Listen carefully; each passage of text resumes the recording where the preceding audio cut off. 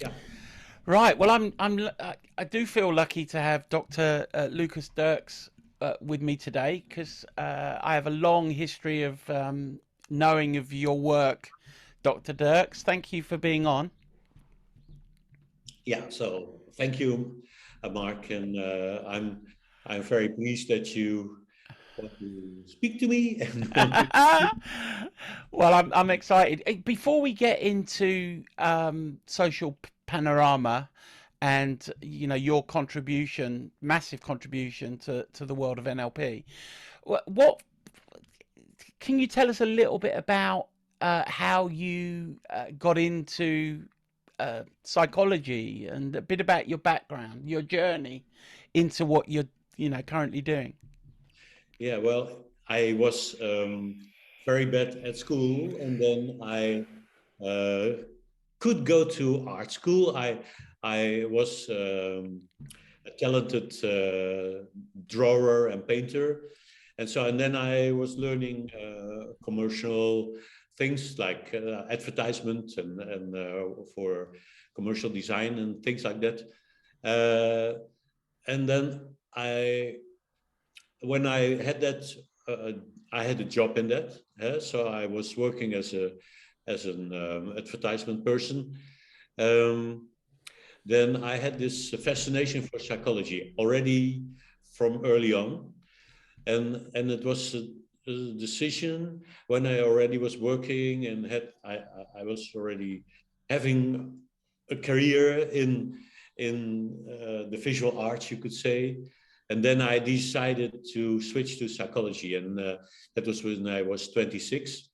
Wow. And, and then in the second year of my study, I could choose a book, and that was The Structure of Magic by Bender Gunner. And that Wow. fascinated me. And looking backwards on it, so that was really a special occasion because it was at academia in university that I found NLP.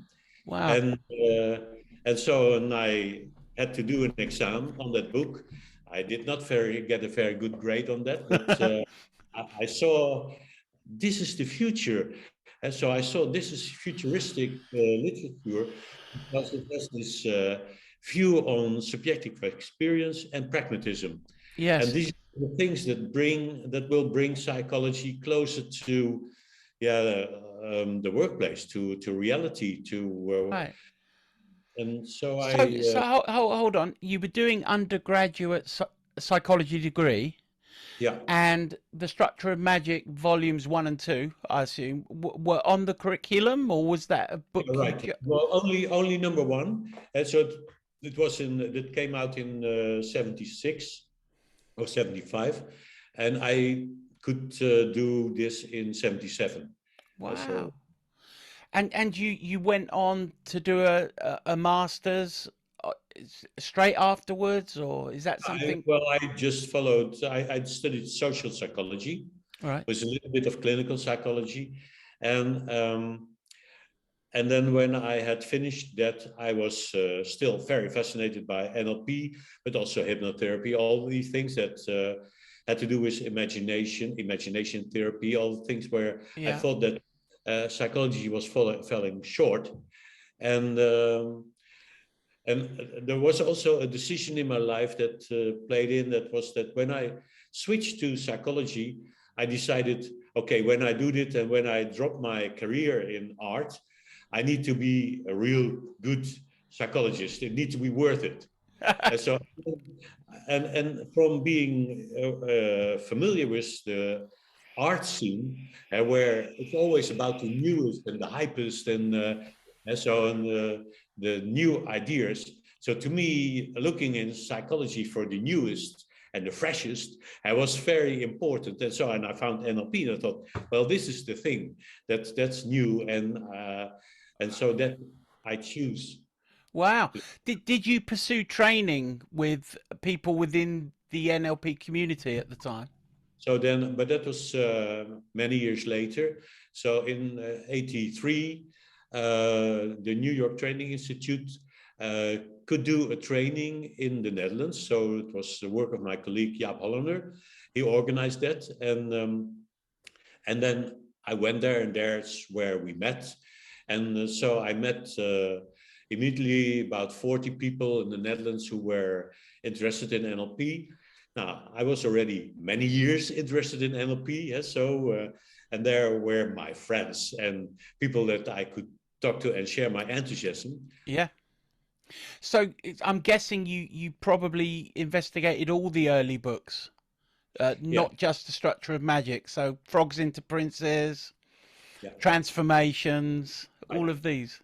Yeah, so that were the things to read, and some of the students in the early trainings, they were following the training and then reading Transformations at the same time, because well, in the 70s, but then in the beginning of the 80s, the people who did NLP, and they were a strange breed, and they were crazy about it. Yeah. So yeah. Well, I was telling you before we started recording that I studied NLP for quite a few years before I was willing to let my professional colleagues know. So your experience is almost the inverse. You found out about it in higher education, which is quite Yeah. unusual, I would have thought. Yeah, right. And so it is also a disillusion then for me, because I had the expectation this will be the next step in psychology, or this is the way psychology will develop. And Right. then finding out that there was no way in which psychology, at least the part of psychology, the most dominant part of psychology, could cope with NLP, and then it became a rarity, and people like me, so I know many more psychologists who were seeing the power and the possibilities of NLP, who then saw this crumble out of their hands Yeah. as a possibility to make a established career. Huh? Yeah. I mean, how disappointed must you be looking back?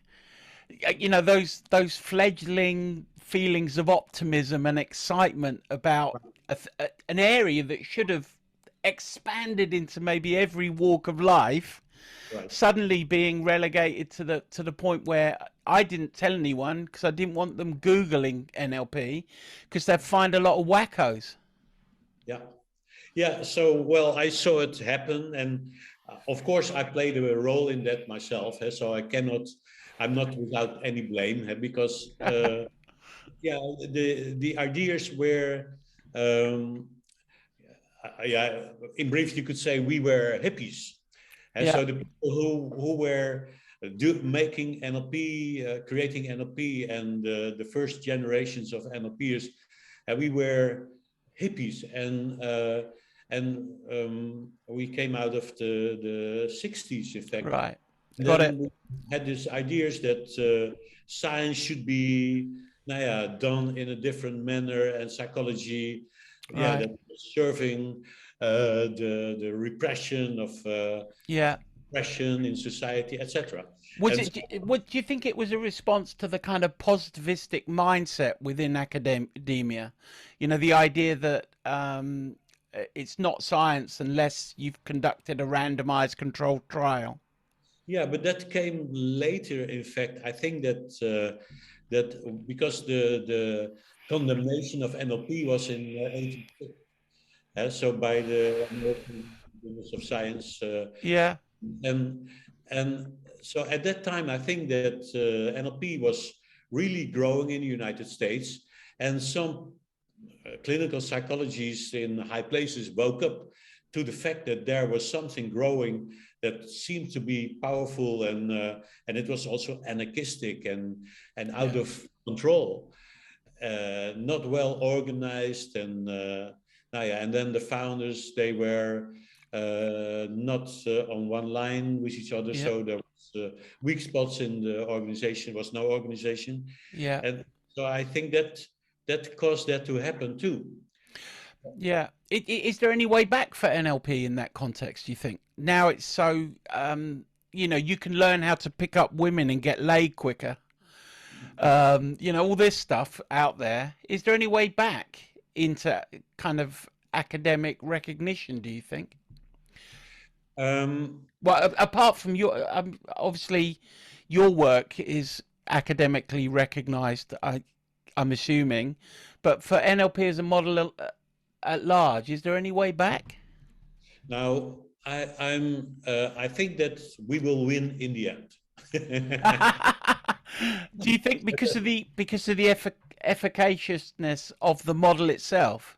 Yeah, because there's when you really invest energy in the model and really try to find out what are we doing in practice, and yeah, what applications are there, and how does that uh, um, yeah, is can you how that is in unison with all scientific work, Yeah, everything that I know that happens in academic science in the field of psychology. There's nothing that is in fact telling something else than what we right. of, and that is implicitly in NLP. So it's in full accordance with the academic psychological work, but there's only an preconception or an fear against something that's so unclear, and you don't know what these people are doing. And yeah, that's I think a more political and sociological Yeah, problem than a scientific problem.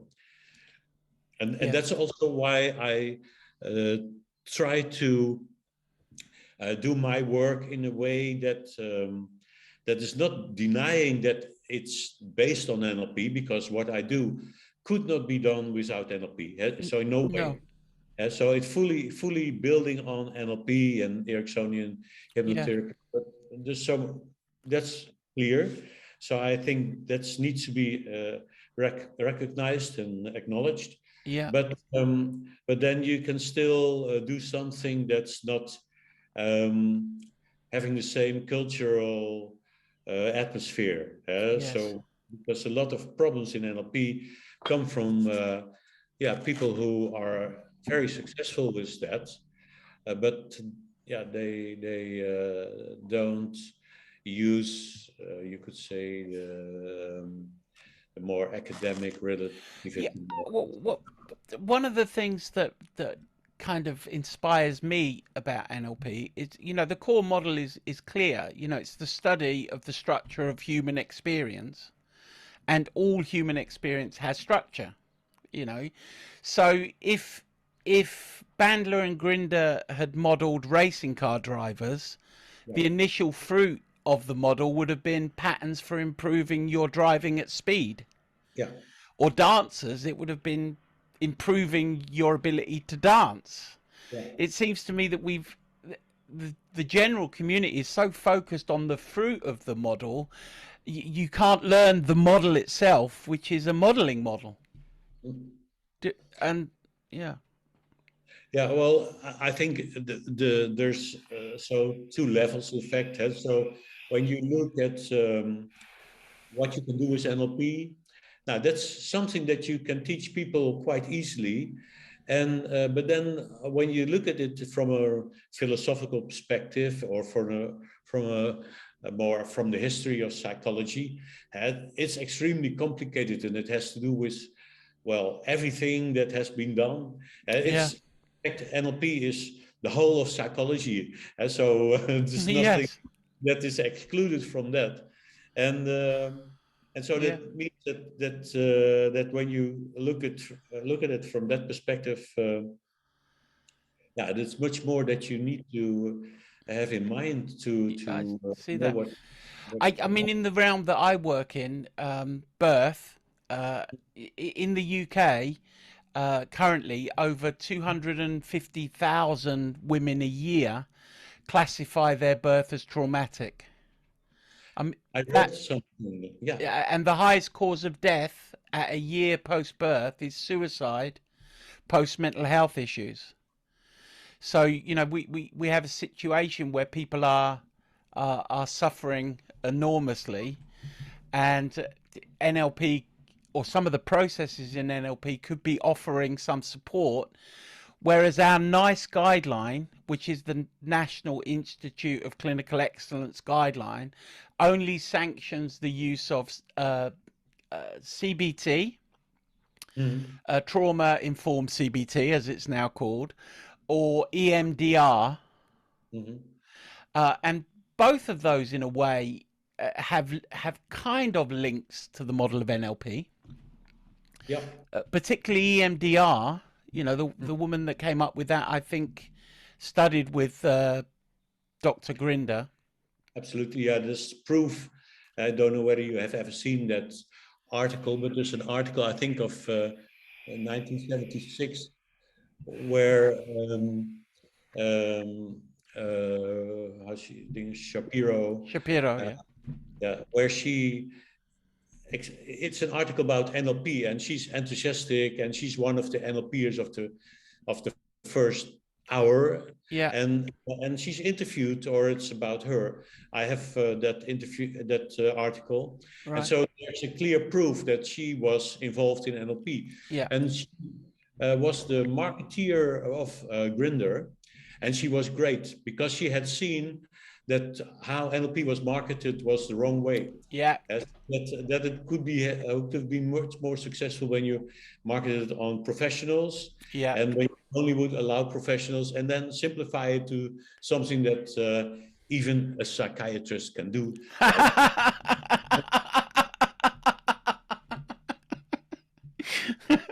She was a genius in that context, wasn't she?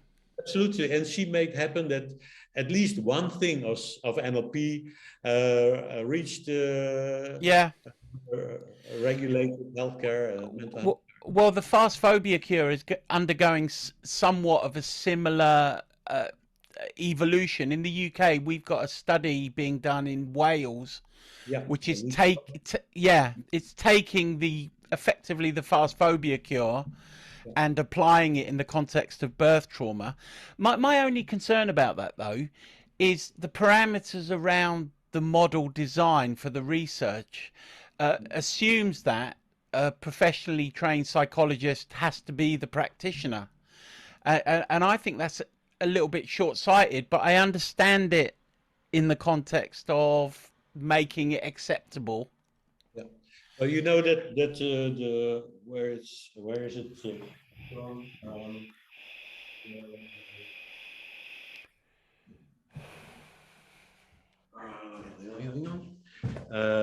And so this is the newest book that just came out. I haven't got. So edited by Lisa Derk and Richard Gray and Frank. And I think some of what you just telling about birth and traumatic things. So hers is here in. Yeah. And there's also a chapter of mine, and I could contribute a little bit to that book. But so we agreed on making it in such a way that it would be acceptable to. I understand that. Technical academics. I understand that. Although the process that I teach birth workers, I'm very adamant, it's not therapeutic, and I'm not a therapist. You know, it's at best it's a guided meditation that leads to a restructuring that the client does. Yeah. It just seems to me, with such a massive problem in terms of the numbers, to restrict a process that is so easy and straightforward with very few apparent contraindications to a professional class is kind of, I don't know, it feels like a missed opportunity. Yeah, but I think you should see it as strategic. Yeah, I'm with you. So when there's some people that get interested in this and it becomes accepted, or it can be into the national health system or paid by insurance, and so then there's all the opportunity to do it in any manner. Yeah. So my own research over the last years was in how to treat depression. Yeah. In mental space, so it's called. Maybe you've read that about that, but I have. Yeah, go on. But it's. What's it called? The article? Because I'll link to it. The article. Well, the article in this book is it's together with Richard Gray, and it's. So this, but it doesn't tell how to do it. So Oh, it's a little bit impoverished, but it's all because we did it in a way that it yeah is most, yeah, you could say scientific and not yeah, I understand. uh, like, So, okay, how did what happened in your experience? You were learning about NLP, and then you discovered Social Panorama. I mean, is that a good characterization of what happened? What occurred that led to the insight? yeah. So it was because I studied social psychology and I became enthusiastic about NLP, and then I had the question, how can I combine the things of NLP with social psychology? And in social psychology, it's about relationships and how people see each other, prejudices, and all kinds of things that are very interesting. And it took a while. It took until 1994 until I got the answer. Wow, it's 20 years. Yeah, yeah, and the answer came when I was, oh, wait a minute, Oh, you're I right. was I was writing with my colleague Jaap Hollander. I was writing this book, and then I wrote on categories and hierarchies. Right. And then I thought, yes, maybe there's the answer, because to me it was clear that the categorization of something and the hierarchization of something happens on the basis of submodalities. Yeah. So-called submodalities. Yeah. The only reason I say that is we now know we have far more senses than five. So I guess we could say that some of those submodalities are their own senses. But anyway, Yeah. that's another subject. But yeah, go ahead. But then by having this idea, it was just the concept. Okay, submodalities is the key to hierarchy and categorizations. Then this must also apply to how people hierarchize put each other in a hierarchy, and how they categorize each other. And then it was a very fast process that I thought, okay, this is the key to combining social psychology and NLP. Yeah. I started to explore the submodalities of how people organize each other in their mind, and that had such a clear pattern that was location, and that location was deciding over how relationships were built and experienced. That that was in fact the whole conclusion, Yeah. and for that I needed to say goodbye to, in fact, the basic idea of Bandler about submodalities, where he presented them as being of equal value, Yeah. because it's personally, yeah? So it's something that the person creates their own codes, submodality codes, and some people may have more with color and others more with shape, which is of course true. But then when I looked at this, I thought, okay, you cannot create a social panorama, social landscape where you know who is who without using space. Yeah. Now, and this, after doing that for 25 years or 20 years, I thought that that could be generalized to the idea of that all mental events are projected in space, Yeah. and then you have the stable things, so that you believe is a stable event, and then things that just pass and go, but it all happens in space. Yeah. Now, And we are therefore creating meaning in the context of where representations occur in space, yeah, in the but mental space. yeah, but that there's also communality. So you could say that there's no exception to that. The closer something comes, the more impact, emotional impact it does have. And then when it's more to the side, it recedes in having impact. And when it's taller, more impact. And so this is some logic that's there, but it's very fundamental. And for the development of mental space psychology as a new paradigm in psychology. And so it's essential to see how things are organized in space as the most important thing in the science. Right, I get that. And the assumption is that these findings are generalizable because the human animal has the same data receiving instruments as each other. So given that we've evolved over time, there will be consistencies in these patterns. Yeah, there's no, for instance, what we found with depression. And I think that could be also useful in the type of depressions you work with. Yeah. But when when you have a client who can, when they tell, okay, my depression started after my child was born, you may know, okay, there's an event, and then they didn't know how to deal with that anymore, and so on, they became depressed. Or, but there are depressions, and sometimes they coincide. So it's not so easy to make this generalization that when they relate it to this, that it is not based on something that happened before, because you often find that, well, they become a mother or a father, and then they find something that has to do with something much farther earlier in life. Well, my own experience with what I call depression, having been treated for depression over the years, I would say that the diagnosis of my first wife with cancer sparked that. But at other times, I'm 57 now. At other times, I feel depressed and would label it depression, but I have no idea why.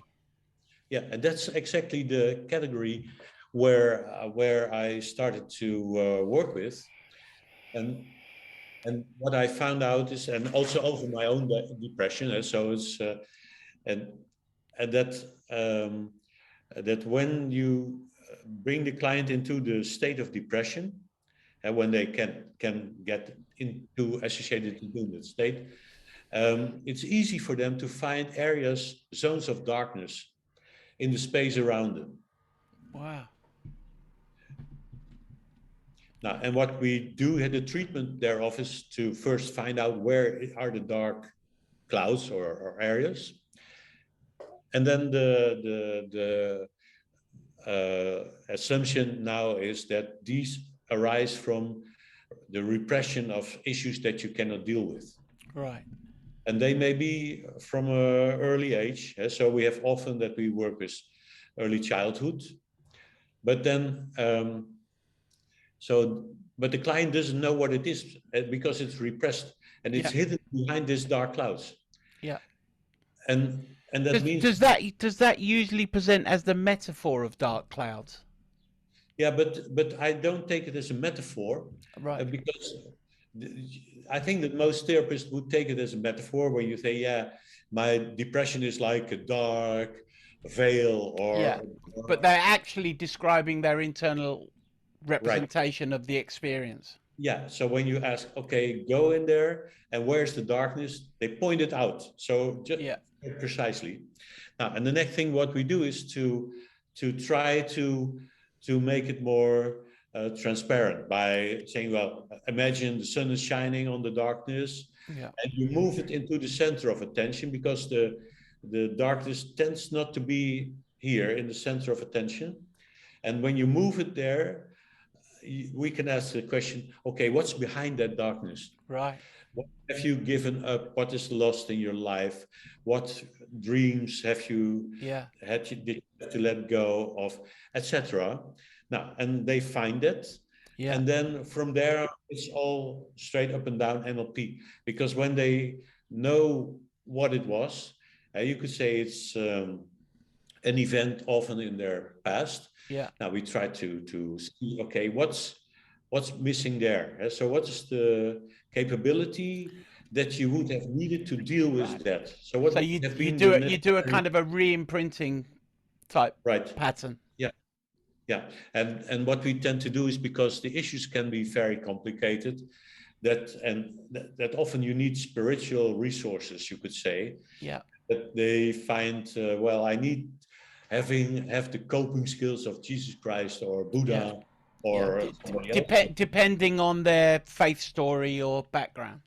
Yeah, but then because we widen the scope of what resources we can take, and then we do the generator of new behavior. Yeah. So and then they get the resource, give it to the younger self, step into the younger self, and grow up. Grow up. So it combines, an Ericksonian way of using language and hypnosis. Yeah. Yeah, you could say that. Yeah. Brilliant. But it's just now became a very logical approach. When you so in NLP we don't have this notion of repression so much. No. So it's most therapists or people who work with NLP, they see that happen for their own eyes. That you work with a client and the client comes, shit, this is, I think that stems from my father, or this happened in kindergarten or so. Yeah. Of course. And so we know that happens a lot. Yeah. But especially that, now that's my idea now, and that this darkness is a neurological phenomenon, that when you repress something, and you use your forebrain to stop something from appearing in your attention. Yeah. And that seems to cause the experience of darkness. Now, and then when you have darkness here, it's a sort of gray filter over your experience. Now, and that's one thing. And the other thing is that it consumes lots of mental energy because you need to repress it. Yeah, it's an active process. Yeah, active process of inhibition. Yeah, and this would, I mean, there would be a branch of psychology like psychodynamic-based psychology that would say all this is just playing with the surface. Would they? Is that fair to say? Yeah, well, that's strategically. And so I think I had this theme in my book, Mental Space Psychology. There's also this theme of how we try to disqualify the therapy of the other. And so you will not say that easily that, oh, the competition is doing deeper work, more lasting therapy, mental. So you try to disqualify them as being, and of course that happened a lot to NLP. Now, and then when you see that NLP, for instance, this is only a one session approach to depression. Now, that's of course impossible to many people. So you, when you normally work with depression, so this is looked at as an issue that tends to, well, it can take 30 years of being in your life, and then to resolve that in 2 hours. But I have examples where I made a movie of one session, and I cannot prove that it resolved deep depression. So always a critic could say, yeah, but that's a very superficial depression. Yeah. But I have these examples where it only took 20 minutes or half an hour. Wow. And were there people among them that were on serotonin uptake inhibitors? And well, I don't know so much, but it would, for our research, we took people without any other treatment. Right. But I think it doesn't matter that much. So when you have a client who is taking uplifting drugs, and so then, but when they still can go into associate in the feeling in the morning when they get up and feel the depression, or they really sense it purest, and so that's enough for starting the work. Yeah. And when you're conducting this kind of work, are you constrained by such things as power calculations and all of that stuff? Or, can your research generate results that will be accepted, but with smaller, what's the word? Smaller groups, smaller research groups? Well, I think that that is the hardest part, of course, to design the research. For me is not so difficult because I did quite a lot of studies when I was working as a museum psychologist. So I was a researcher, and as a psychologist, you are in fact trained to do research. So this is the important part. Then I have friends who can help me out, so it's not so difficult. But to get accepted, to be published, for instance, you need to be ethically approved with your study. Yeah. Now, in my case, this was the hardest part because I was not familiar with that, because in the time that I studied psychology, we did not have ethical commissions at universities. Right. So because depression is considered to be a medical condition, so then an experiment with that is a medical experiment with humans. Yeah. And then there's a lot of rules that you need to fulfill, and then so to do that was really complicated, and I spent months on that, and then it was not approved, and that was, yeah, I think there was no way to appeal to that, so you could only pay for them disapproving it, and it was 3,500 euros, and we had to pay that with and with no appeals process. Yeah, no appeal, and so I must say that I experienced that as a really academic misfit process. It's cartelism in a way.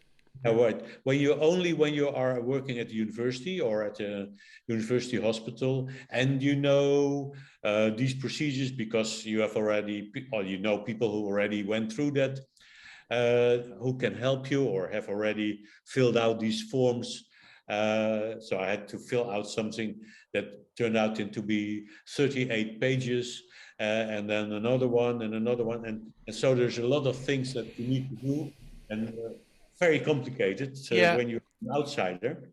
Yeah. And then, for instance, one of the worst things that happened, that we used the waiting list control design, which is what you can do. So we had in case people drop out, right? Well, it's just to randomize it. So you need to have a control group, and this we had. Well, we trained 50 therapists to do this procedure, and they should do 4 clients each. And then the first client they should treat immediately. The next client they should put on the waiting list for 1 month, and then treat them 1 month later. I understand. And then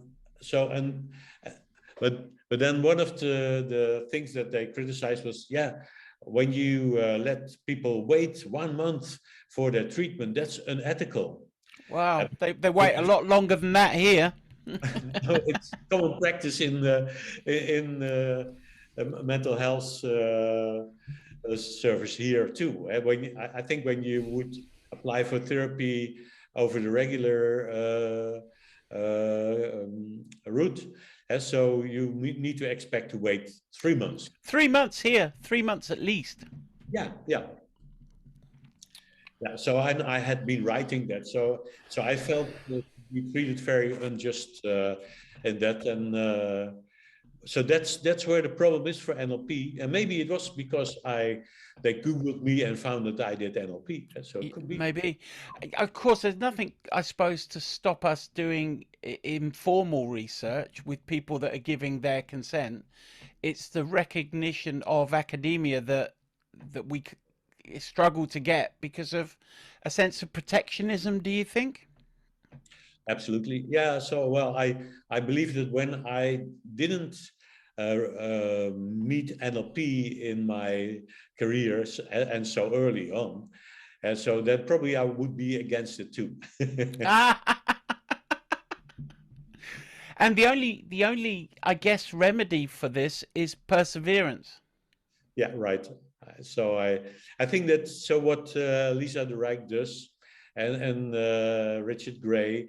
And so go on producing articles that are scientifically, uh, impeccable. So and do things that work in this direction.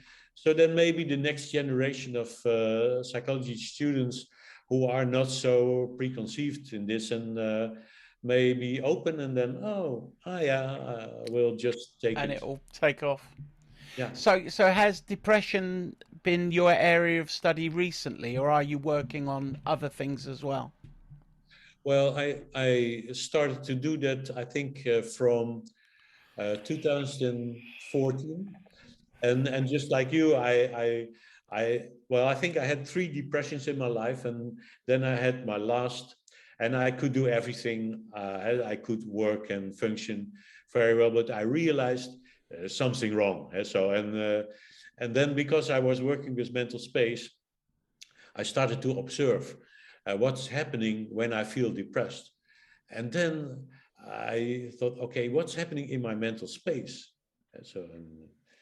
Another area that I study is autism, and that doesn't have to do with my own autism in this case, but but there's of course the fascination with Asperger autism, with people, high intelligent autistic people who are extremely helpful, especially in this type of Corona, where they run all the high tech Yeah.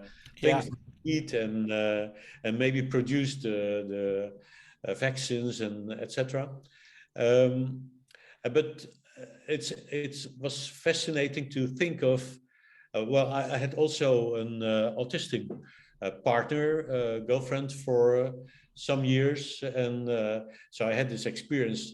Well, how difficult it was to live with such a person, Yeah. and also how extremely interesting it could be at some times. You probably know people who have My this. my oldest daughter is 30, and Yeah, she has a diagnosis of Asperger's. yeah, So in fact, in our correspondence, I kind of assumed that the structure of her internal experience. Um, I wonder whether the study of people with Asperger's would reveal a unique internal structure to their experience of inverted commas Asperger's, and that fascinates me. well, I give you my hypothesis.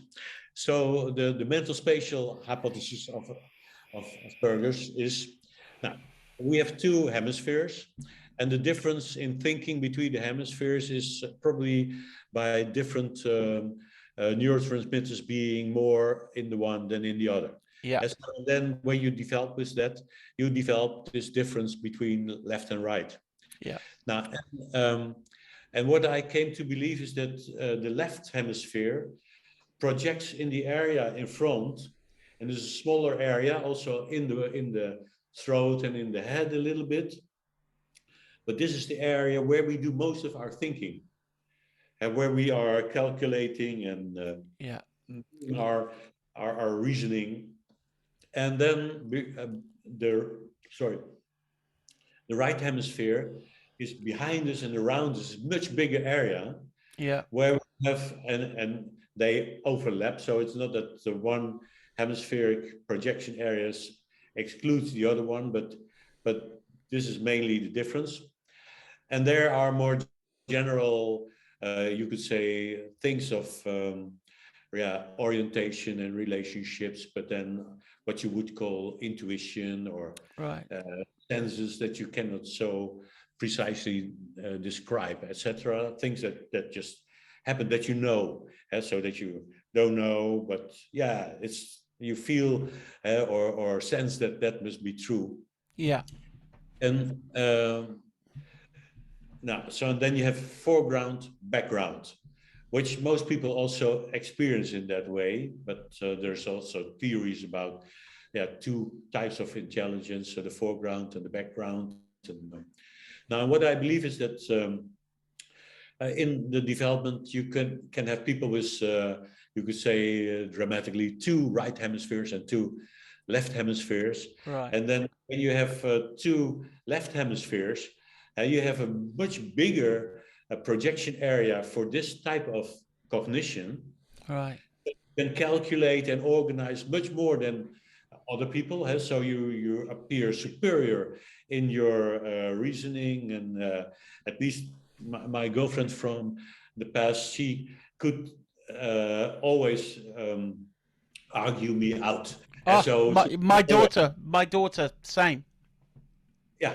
Yeah. And so I was always powerless when it was about argumentation. And I had the idea, yeah, it's nonsense, this argumentation. And so it's not true. And so, or it's not how the world works. But yeah, ta ta ta ta ta ta ta ta ta ta ta ta. What can you say? Yeah. And then there's other. I have an article that's called. So that's about this, and that's called modeling the autistic spectrum. And then you have, on the one hand, you do have the double left hemispheric people, but on the other side you have the double right hemispheric people, and these are hyper empathic people who are not so concrete in their concepts, and so they the feeling, and they always want to empathize with everything, and they are very loved because they're always often living in the service of others and want to help and things like that. Florence Nightingale types. Yeah. And so that's my theory about this. Yeah. It's very interesting. I noticed quite a few things about my daughter. For example, on her face, there is the absence of certain creases that you see in others. Mm-hmm. And my assumption is that's because of the facial expressions that are linked to certain emotional responses. Mm-hmm. And I just wonder. Also, the way she processes information is very different to the way that I do. Mm-hmm. Very different. Fascinating. So, alongside your psychology and your NLP, I hear you're a musician. Well, I have been playing music around when I was 30, so I had my own band, but I had to give that up because I had other things on my mind and I was not so talented. So I did some songs and I played guitar and I did all of that, and I must say that heightened my appreciation for music and my capability to understand music a lot. So that's where I. And you didn't start learning until you were 30? Well, I started to play guitar when I was 17. Then, but never seriously. No. And you are a musician? No, well, I play a bit of guitar. Yeah. Like you, I played when I was younger, and I've recently started playing again. There is a link, isn't there, to music and creativity and all of that.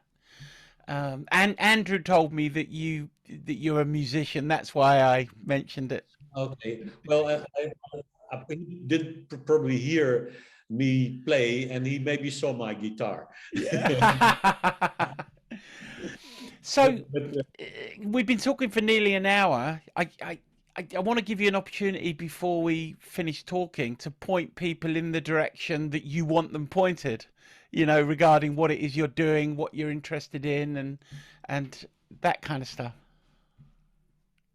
Yeah, so then I would say that, so my hopes is that the paradigm of mental space psychology, which is a paradigm that fits very much to what we do in NLP and in hypnotherapy. And so there when we work with a client and we ask, okay, see yourself having reached this goal. Yeah. And so you let them make a projection in mental space somewhere, probably in the future of their timeline. And so these things that we now do, you could say intuitively, so because we have learned it and it's logical.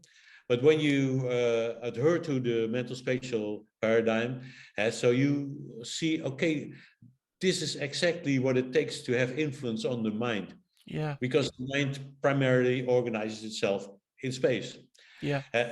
And then you also start to understand things like the social panorama or family constellation therapy or timeline therapy, things where space is very important. And then you see, okay, yeah, of course, this is the thing to do.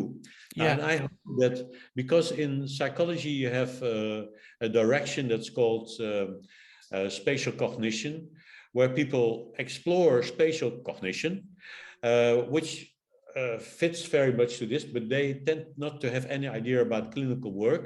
All right. And we do know the basics of working with space as clinicians, where we want to. And I hope that in the future that will lead to a sort of reconnection of NLP with a very solid theory behind it. Yeah. That's matching with a very solid new theory in psychology. And so where I think somewhere in the future these two may meet. And where can people access training in the model now, if they wanted to? Can they? well, we so the society has a website, of course, and we organize 2-3 days workshops, mental space psychology. So there's books, and so there's things that you can use, but it's not that much. But when people look at my on the website of the SOMSP, Society of Mental Space Psychology, and when you can give that link, so I will. I'll post it. That indeed. Yeah, I've got a couple of other questions, just quick ones. I noticed that you've done some work with Andrew around the more esoteric work. Yeah. Is that based on your own background in that area, or has your interest been piqued through meeting Andrew? Now, so already in the 90s, I came to the conclusion that when we deal with the social panorama, we create, you could say, cognitive elements that I call personifications. Yeah. And we treat them, when they are about living people, in the same way as when we treat them about the death or spiritual entities, gods or ghosts or whatever. Yeah. And that opened up the idea of the spiritual panorama. Yeah. And I think this is a very useful tool for therapists, because once in a while you are run into a client that has issues with grief or with spirits or with religion or so. And then, of course, when you look at, like Andrew does at rituals, then these rituals tend to be very spatial. Yeah. So that is always taking place in a special space, a temple or some place that's designed for empowering the spiritual experience and organizing your spiritual experience. So that's where my own interest lies. Yeah. So to me, I'm pretty secular, so I don't believe in much. No. But believe in how these things function, and then also how useful it is when you understand that. Yeah. Because then you can do cultural communication. Yeah. And you can easily communicate with people from all kinds of religious backgrounds and with issues with. Because archetypes seem to be cross-cultural. Right. Yeah. And one last question, just an easy kind of light question. Are you reading anything or watching anything at the moment that you could recommend to others listening?